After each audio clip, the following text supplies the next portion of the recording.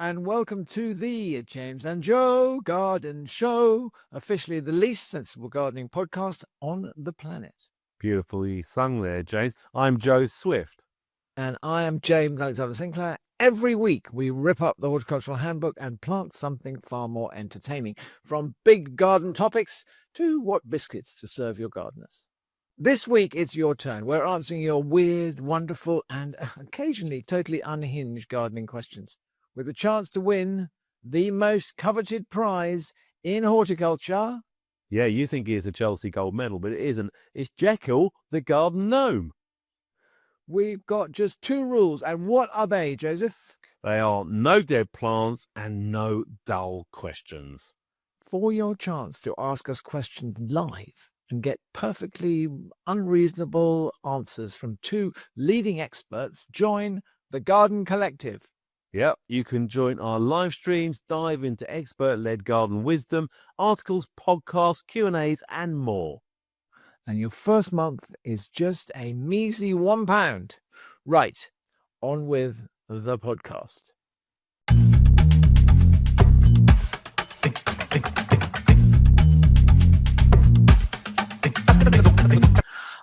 And so for the next half hour or so, what we're going to do is we're going to do some of your questions. So if anybody's got a question, or if anybody's put a question up here on the chat, we'll have to look through it and see it. Maybe none of you have put up a question yet. Has anybody? Simon Lycett, please plug my piece on Garden Collective in the morning. There you go. Simon Lycett's got a piece. He has got a piece on the Garden Collective tomorrow morning. There you go. There you go. I plugged it, Simon. Don't say I didn't sign it. And do you know what it's about? Do I know what it's about? Yeah. I didn't write it, did I? No, but I don't know what it's either. But my guess is he'll tell us in a minute. An educated guess. It's going to be about flower arranging. Well, not always. No, he did a great thing on bulb planting and everything. He's a proper gardener as well. That's true. He doesn't just, wire flowers together. Okay, I'm going to have. I've got a question here. Okay. You got a question? Where have you got a question? Rachel Spence. How do you distinguish between marauding invaders and generous volunteers when you have self-seeders? Hang on. Yeah, got it. So I thought that she was talking about people for a second. Well, so did I. I was like, but sometimes you do have to distinguish between people, because as we know, we've both done Horatio's gardens, and I've got 20 odd volunteers, and some of them I would call marauding, generous, invading volunteers. Yes, I agree. They're very kind-hearted, and they want to help in the garden, but sometimes they go around deadheading things that shouldn't be done. But at the same time, we have guided them. But no, this is more plants. This is basically, when does a self-seeder become a weed, really? Are we allowed to use that word? Weed? Yeah, no, I think we are. I think that's quite interesting, because I've got a number of things here that are teetering on the edge of being a pain. It started off lovely. There's a really nice Cecily called Cecily libanotis, which is got a slightly dark stem to it, and it's an umbellifera, and it's really, really pretty. And I have it in the garden out here. Well, I'd like some of that. You can have some of that because it looks great until you've got 4 billion of them. Oh, okay. Then it becomes, so I spent and it has a really deep taproot. So I spent quite a lot of time actually digging it out and getting rid of it. But maybe I don't want it anymore. No, well, you would, because you've got enough space for it. But you said that about cow parsley. You said your biggest regret a podcast or two ago was planting cow parsley somewhere, and now you can't get rid of it anymore. That was I moved house, so that I solved that problem by moving house, which is one way of doing it. That's a desperate move, I'm telling you. But that was when we first moved to the countryside from London, and I wasn't really fully aware of cow parsley, and I was But cow parsley is lovely at the same time. It's beautiful. It swept away. But you were driving through the lanes in May, and there was the cow parsley waving gently in the soft summer breezes and all that kind of stuff. And I thought, I'll have some of that. So I took the seeds and I put it in my garden. Yeah. That was a mistake, because then it just takes over the world. And you have to understand that your garden is not a hedgerow or a road margin or something like that. It's actually a garden. And so this went crazy mazy on that one. The Cecily is related to the cow parsley. Yeah. Not quite as bad as that, but this is, you have to just get out and do it. The other one. But it's got a bit of a taproot going on. Is a pink anemone, Japanese anemone. Yeah, well, I've got Oh. some here, pink, and you know how I feel about pink, and I feel pink, the sort of segueing into autumn, late summer into autumn with the pink anemone. I love white anemones, but I'm sorry, but the pink anemones are just too bold for me, and they're really boisterous. Yeah, Yeah, aren't I mean, they? I mean, yeah, altogether too much. This was one that was here before we moved here, and there was a little bit left over, and it's in the gravel garden just outside my office here. Yeah, And it's a complete pain because you could never quite get all of it out. it's You the wouldn't root. know 'cause That's how you propagate it's them. It's gone all, root. yeah, Yeah, root exactly. cuttings. Oh, there's a bit of information for you. Oh, I've Yeah. got another one here from Rebecca Stripling, and I'm going to put on an accent because What I accent are you going think to put onto it? Where do you think she I comes think from? I think she comes from round here. Like, I think she might be one of my locals. Like, Yeah, she is. so yeah, I It's a think lovely Rebecca name. I Stripling. like Rebecca Stripling. Rebecca Stripling. It's got an H on the end of Rebecca. That's nice. Rebecca. I think she's something Rebecca. from Thomas Hardy. Thomas Hardy. Exactly, with Thomas Hardy. Please, can I have some suggestions for things to do while it's snowing? We've over a foot of snow outside. Oh, she's probably not from around She here. does come from near But I you. think she's come from a bit more Scottish. Like, make sure we shot that. And once I've bashed the tunnels and shrubs, I'm quite shattered. Oh, I see. Bashed them to get the snow off them so they don't snap. So no energetic ideas, please. I've sorted my seeds and eaten all the Christmas cake. So other thoughts gratefully received. Thank you. So there you go. So what to do when it's snowing and you can't do any gardening? It was snowing here. Listen yesterday. to James and Joe Garden Show podcast. You could have it on a loop. Just loop it, baby. We've got 30 of them now, I think, probably at We've got least. So 30. Then I've got the go Joe's back Garden Country Garden on YouTube. I've got hours and hours and hours on that. Arsenal reruns, Dennis Bergkamp's greatest goals. I mean, come on. Yeah, you can have all of those things. All of those things will be good, but I'm not sure that's quite what she's looking for. What I did yesterday, it was snowing yesterday here. It snowed. And snow is still there out there now. And it was too cold to go and do some weeding. Yeah. And so I thought, what shall I do? And I packed away the Christmas lights, and like her, I'd eaten all the Christmas cake and done all that sort of stuff. What can we do? And I thought, I know what I'd do, because this is what people constantly put up on social media this time. I'm going to go and sharpen my secateurs. Oh, James. Yeah.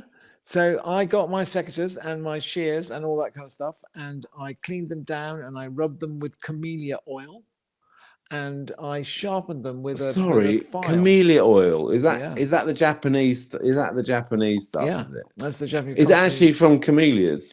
Yeah, I think so. I think that they squeeze camellias in some way. What, the leaves or the flowers or what? I don't know. The it's roots? just oily, and it comes from camellias. It could be. But why can't you just use a normal bit of dark, oil? I think you probably could, but this just feels like more of a ritual, because the whole pleasure of doing something like that is the ritual of doing. It's like cleaning your shoes. I was going to say teeth then. No.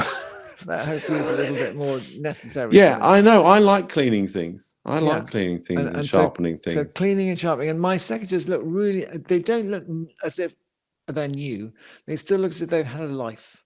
They look as if they've been battered a bit by, they've been standing on the poop deck in a storm and things like that. And so they've been battered by weather and rather than looking pristine, but they look happy. They look pleased with themselves. And that made me happy.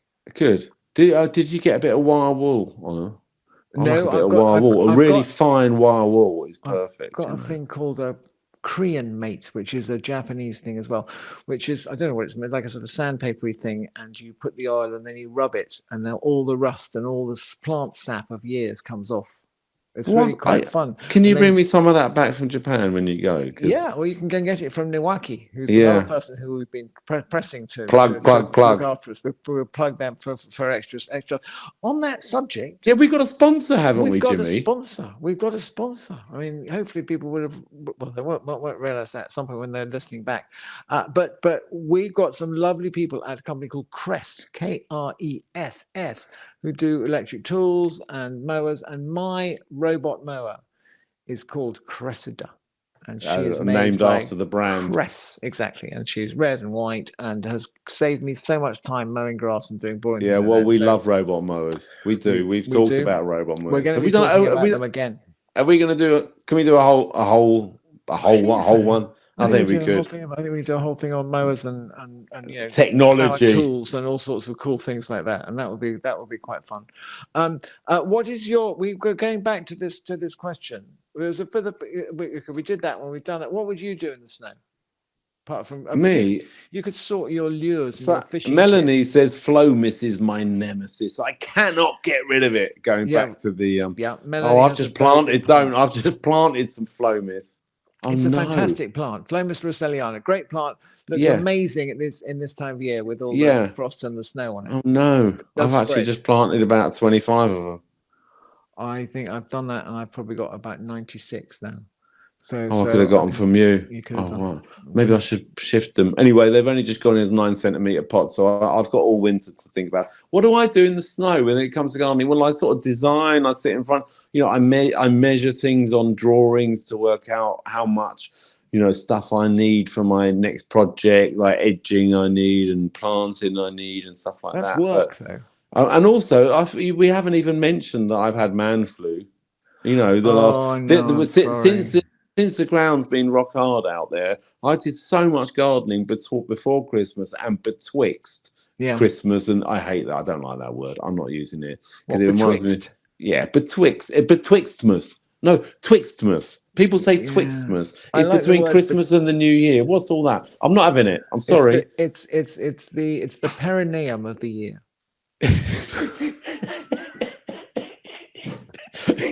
Okay. Anyway, I've had man flu, Jimmy, so I can't really be out there doing too much. No, you can't. I did move a load of logs. I've moved a load of logs towards the log splitter to keep I think the wood it's so burner good going. of you to actually be here today, and I think that we're all hugely grateful. I'd like to call on everybody listening to us to give a round of applause to Joe and his man flu. Yeah. Well, I tell you what, I went for the Lemsip Max, and I'm still buzzing. Oh, look, Rebecca Stripling has told us where she's coming from. Now, when she's got a photo, she comes from Scotland. She's Scottish. Oh, she's from Bonnie, Scotland. Yeah, okay, you can do your Scottish accent instead. I did that. There you go. You've done a little bit of that. Okay, I've got another question here. A question for you. Yeah. Which is your favorite and most successful use of a wisteria in one of your garden designs? Me? Stacey Baird says, and maybe she's Scottish. Which is your favorite and most successful use of a wisteria? A wisteria? In one of your garden designs. Oh, very good. Very good, James. That's a proper Miss Jean Brodie. Rebecca. Okay, cool. Your garden designs. In your garden designs, which is your most successful use of wisteria, Joseph? Well, I mean, wisteria. There's not that many different uses of wisteria, really. I like them up a south-facing house wall. That's what I like them on houses. People put them on pergolas and structures and things. I very rarely create structures, arches, pergolas these days. I like gardens a little bit more open and too much funneling going on. And it's quite good to give shade for sitting areas and things like that. Yeah, gardens. Yeah, yes, yeah. But I haven't. Yes, I just really love them on front of houses in Hampstead and Highgate, where I used to garden a lot in London. We used to plant and prune mature wisterias, and it was a really big deal. And the ladders and the tying it all in, and a lot of that going on. Cracking great one on a wall somewhere down by the Garden Museum in Lambeth. And then I pruned a wisteria. Did I tell you the story? I pruned a wisteria many, many years ago for Terry. Not James. In a kilt. It's not in a kilt. Not in a kilt. Good. He had a wisteria and I think a Clematis montana. So Terry Jones, as in Monty Python, Terry Jones. Yeah. He had a house in South London, and we were there to do his wisteria, and we got rented a cherry picker. But it was like an old-fashioned one attached to a van. And basically, we had to go up so far in order to get it that the van started to move. Oh, no, don't. I hate cherry pickers. So I was in the cherry picker 50 feet in the air, and there were three guys hanging on the bumper of the front of the van to stop the van from tipping over. Oh, don't. That's from the whole thing. And then obviously go snippy, snippy, snippy, snippy. Suddenly you go bzzz, and you go up, and there was Terry Jones in his study with my face just outside the window. Brilliant. That's like your George Best story. Yeah. Oh. And that was pruning wisteria. So I have a sensational wisteria on the front of my house. I'm sure I've shown you a picture of it and boasted to you about it before. I've seen your pyracantha. I'm not sure I've seen it in flower. It's my wisteria. Did you plant it or did you inherit it? No, I didn't. I inherited it, but I've pruned it. because it's all about Yeah. the pruning, isn't it? Really. It is. I've just been writing about pruning today. Wisterias, actually. What, for February and July. Yeah. Oh. So, we're going into practical. Wow, this is turning into no. We've got to stop. No. that. Okay. So advice. but just other places where one would plant wisterias. Yeah. Well, you can have freestanding. Exactly, Freestanding that's what I was going wisterias. to talk about. Freestanding is good, but that's a lot of pruning, and then sometimes you'll get a sort of 3 growing together and self-supporting. Either side of a front door or something. They can look spectacular in flower. It's the rest of the year. Not sure they really earn their spot in that way. And then I do Excuse me. pergolas sometimes. Pergolas somewhere shady to sit, and that's quite good to get a wisteria going. It just takes a while to get them going properly, I guess. It's probably Unpruned in the wild, a wisteria can cover an acre of ground. I googled that today because I was talking about pruning wisteria, and I thought, how much? It's a bit of AI on Google, and it can cover an acre of ground, but it'll still run and it will keep rooting and everything along the way. Keep going. There's a pretty. I've got a quick cherry picker story. Okay, go on. Let's do cherry. Well, I was filming in the Eden project once on a cherry picker, and it was the tallest cherry picker. It went up like 100 feet. I'm not joking. And when we got into the top, we were all there was only 2 of us. We were sort of strapped in, and I was being filmed from a distance. And by the time you get to the top, the actual cherry picker bit at the bottom, it literally looks the size of a matchbox. And then the woman I was with, who was fully qualified, started jiggling it around and thought it was really funny. And it really wasn't funny because you feel like you're going to go over. And excuse my French, but I nearly crapped myself. It was horrible. It was horrible, horrible, horrible. So I don't like those things. For the BBC filming, in order to be able to take, what's the risk assessment like to put you in that? Oh, I didn't have to deal with any of that paperwork or anything, but I had a crash helmet on. I was tied in 2 sides. I wish I had like a club on me because I could have bashed her over the head or something, and then let myself down. And we were just getting the whole perspective from up there. Was the idea. And they are slightly wobbly, and you have to get used to these things. I like heights. I enjoy a height. I like teetering. Yeah, you love heights. I quite like that sort of stuff. So I wouldn't mind having a bit of a cherry picker ride.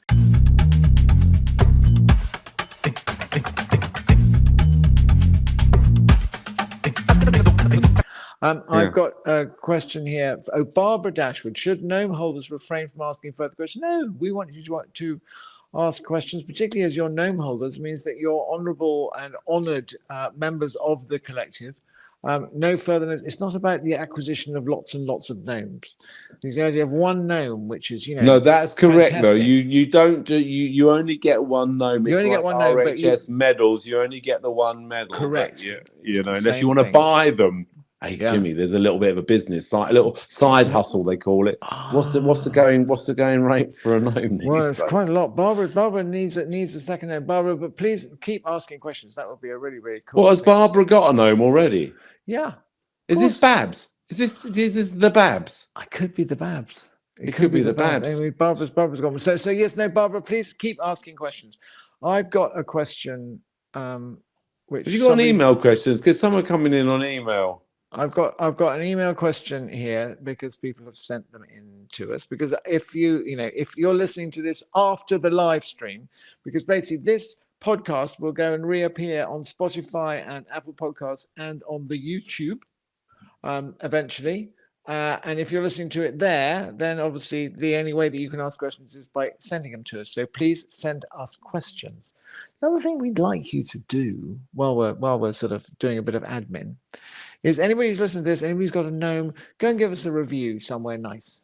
Go to Apple Podcasts and give us a review and say, yes, we like James and Joe. We think that they're fun and interesting and know a lot. Would that be good? Yeah. I think people need some guidance in what to say exactly, because my mum's done it, your mum's done it, and we're running out of people to ask now. We had somebody who was very rude the other day and told us to stop doing it. In which my answer is, why don't you just stop listening? Someone was very, very rude. It's like, you're not funny, and you should stop now. Please stop. Yeah. I think I know who that was. Do you think that was your mum or my mum? No, it definitely wasn't my mum, and I've met your mum. It wasn't your mum, but I think it was someone you upset in the previous life, and we'll talk about that later, Jimmy. We can do that when we do our counselling session after the end of this. Right. Okay. I have got. Oh, it's a question which is specifically aimed at you, Joseph. Oh yes, wonderful. This is from someone called Katja in Brussels. Hi, Katya. So she could be Belgian. Well, yeah, she could be. Well, she is going to be Belgian is when it comes to the Belgian. accent. So, okay, I think it's now. What you have to do is when you're doing a Belgian. What's the difference between Belgian and French accent? Well, Tricky. that's a very good question. And you have to channel your inner Hercule Poirot. He was Belgian. Yeah. So you mustn't go to Raymond Blanc. So it's not sort of, it's none of that sort of shrugging stuff that goes on with French. I think it has to be more businesslike because it's Belgian. So I'm going to read it out in my estimation of a Belgian accent. Joe, I am a huge fan of your hugely controversial, by British quality journalism standards, crazy paving path. How crazy would it be to build one of my own? But wait for it.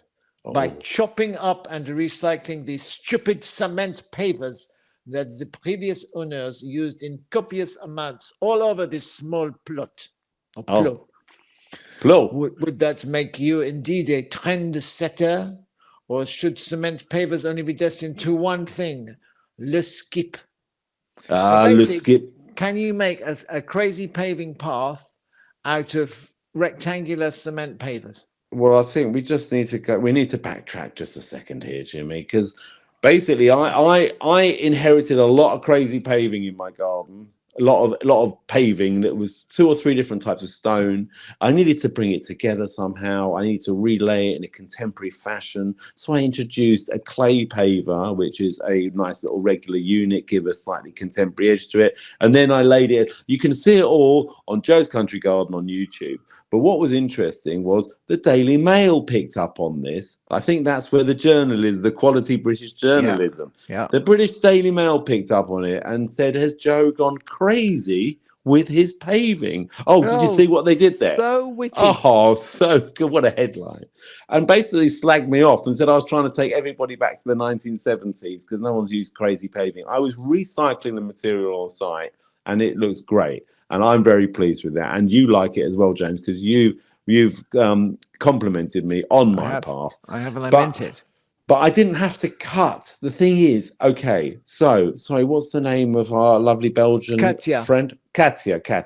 The thing is, I didn't have to start cutting material. As soon as you start cutting material, you need an angle grinder. It's a very noisy, messy business and very time consuming as well. So if it's not a material that you're ultimately going to end up really wanting and loving and you're just doing it to use it, you're going to find it a lot of work and quite expensive when it comes to the angle grind blades. Yeah. So you have to really love it, think you're really going to benefit from something and put the time and effort into it. And if you end up with a result that is worth it, go for it. Otherwise, skip it or hardcore it, crush it and hardcore. Yeah, crush it would be good. You can use it. You can get hardcore crushers on site these days.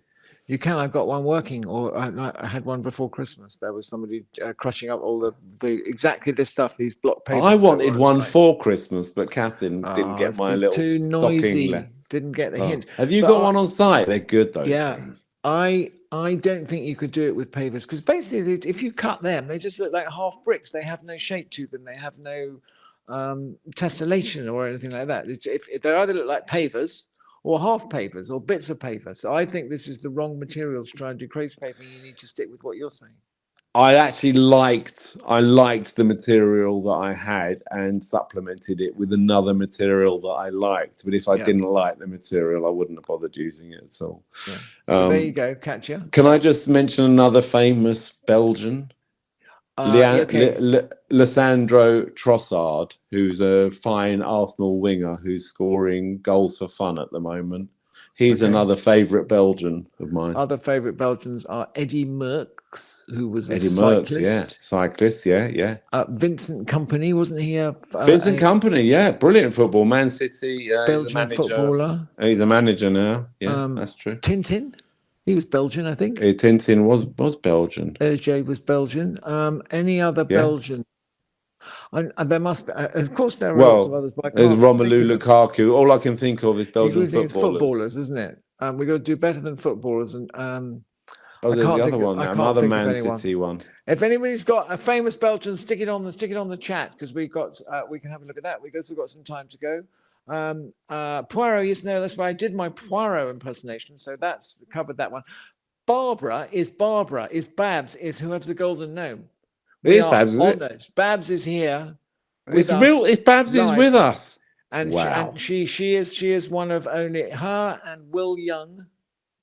And Wout one van other Aert. person has a golden gnome. They're very, very. Wout van Aert, famous Belgian cyclist. Okay, here we go. Susie Jones. Jones. Where's Susie Jones from? Susie Jones. I think you got her. I think she's. What do you do? What do you do with your auto mower in winter? You leave it outside or you store it somewhere? I got mine after last winter, so I'm not sure whether to put it in the dry, out of its garage. So yeah, what do you do with your auto mower in the winter? Cressida.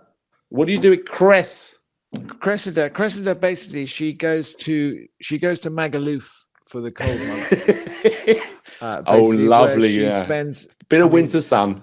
It's a bit of winter sun, a bit of sort of light snogging, a lot of dancing. I think quite a lot of cocktail drinking goes on. Pina colada. Yeah, a lot of pina coladas. So she basically does that, and then she comes back, and she is in the shed, basically, Right, while she's recovering. Yeah, you store them. You do ideally store them in the winter because their batteries can drain a little bit in the winter, and they don't really like it's cold. And you're not using the point? them. You're not going to be there. Yeah. Well, as soon as the grass sort of stops growing, sort of December time, she's in the shed, basically, and that's where she is at the moment. She's warm. She's cozy. She had Christmas mince pie. To keep her going, and then she'll pop off to Magaluf for a couple of months, come back and start mowing again. Poof, no problem at all. That's the easy way to do it. That's the way. Jean-Claude Van Damme, he's Belgian. Jean-Claude Van Damme, of course. Yes. And Audrey Hepburn, apparently, Melanie says, was born in Belgium, but I don't think that makes you Belgian necessarily. I thought Audrey Hepburn because you were born in Germany, weren't you? And I was born. You're not German. The great town of Munster. Yeah, there you go. Is what it was. Susie Jones, who you did what sort of accent for? Comes from Wales. Oh no, I can't. My wife's half Welsh. She can do a proper Welsh accent, and I just cannot do a Welsh accent. Oh no, you didn't do the accent. That was the accent you did. It was, but it was not Welsh. You could try your Welsh accent. Go on. Oh, she's from no. I listen. At my age, you got to know. You know when you got to give up. Go on then. Go on. No, I'm not. My Welsh accent is not terribly good, really.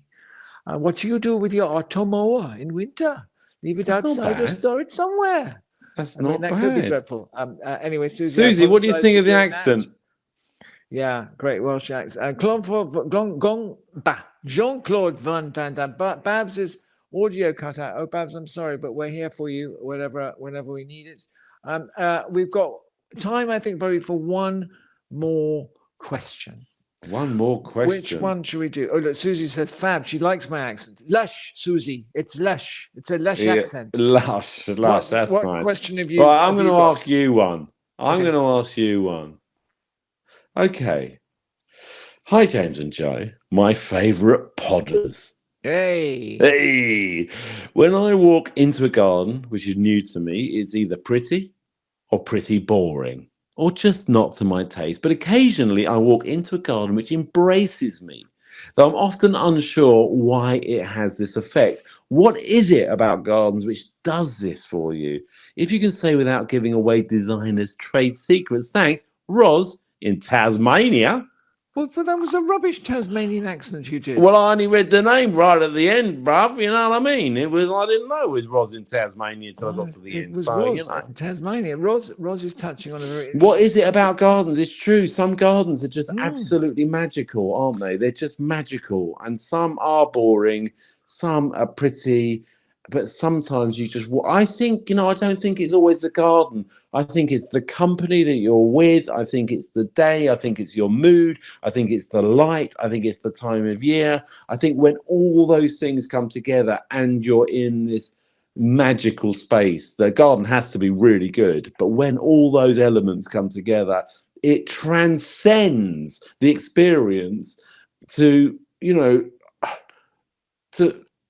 I've run out of words now. It transcends and it makes it extra special and it makes it magical, and that's what it is. But what is it? What is it? I think it's about that full experience. I mean, I have experienced it sometimes, and it's like almost like a religious experience.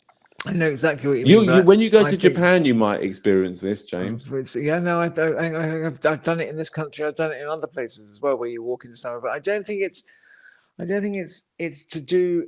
It can be just the garden, because I understand it's the company and it's the weather and all that kind of stuff. But that means there are some gardens which you can go to in the depths of winter, in the pouring rain, and still enjoy it as much as when you visited it in June and the birds were singing and everything was flowering, because it's a mood, it's a history, it's a sort of impression that it has made upon the universe, that garden. So the one that instantly comes to mind, and which is much beloved by almost every garden designer I've ever met, is Rauscham, which we've been to together. And it's under threat. And it's under threat. So what we have is a garden that is full of history and stories and exciting things, and it's in the most perfect position, and there's this really wonderful dramatic landscape that it becomes part of, and you can go there. Literally, I've been there in the freezing cold rain, and I've been there in the summertime, and every time it still makes an impression. It's a slightly different impression, but it makes an impression. I've been there on my own. I've been there with people. The only thing I've never been there with is children, because they don't let children in. So you go there, and it is just the power of the place. I think I need to go again. I need to go again. I'll go with you. Will you go with me? Yes, because again, it's just around the corner. We can go. Or do you think I'll be better? Should I go? Beckham. Should I go? No, I don't want to go with you and David Beckham. I'll go with you. I'm not, I mean, David Beckham. I'm sure he's a lovely bloke and everything, but would you think I'd be better off going by myself? I think you have to do. You do. Would it be deeper and more meaningful, and we would just muck about together, you and me? And we've been there with Cleve, and we did sadly. Mucked about. Cleve put ducks in the famous reel. Exactly. Rubber ducks. He did not. Yeah, I need to go there. How far is that from you then? 15 minutes. I think I might go the day. Will it be open the day after? Yes, it will. Yes, it will. Why don't we go to Rauscham the day after we do the live podcast? And anybody who wants to come with us can come with us. That'd be lovely. Can people just turn up and go in? Yeah, they have to. You turn up. There's no ticket office. There's no gift shop or anything like that. There's basically, there used to be an old parking machine where you paid. Is there an honesty box or something? Basically it's an honesty box, and you do that, and you go and wander around and experience this garden. So we're going to. And you're going to do us all a packed lunch. You'll need numbers for that. I will have to.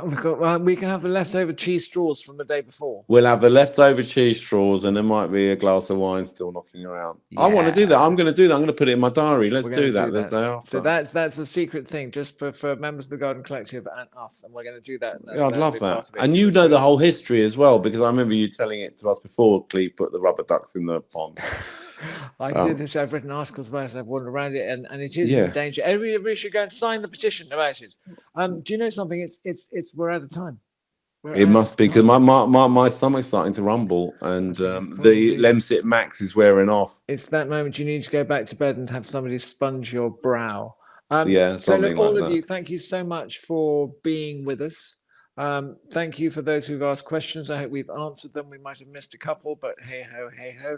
Thank you, Barbara, Golden Gnome Holder, for giving us the benefit of your company. March the 10th is our live gig. There'll be a link in the show notes, and we'll put it on. And we're going to talk about it quite a lot anyway the rest of the time. Thank you very much to Cress, who are our sponsors, and we love them very much indeed. Anybody else wants to sponsor us, then just please come along and do so. What else have we got to say, Joseph? I think that's about it. We're looking forward to 2026. It's going to be a big year, isn't it? In the James and Joe Garden Show, it's going to take off. The trajectory, we're heading in the right direction, and it's going to be a big gardening year, I think, all round. Tell your friends about the James and Joe Garden Show. Go and give us a review. Keep coming back. We really, really appreciate you being here. Thank you for being members of the Garden Collective. And we will see you again very, very soon.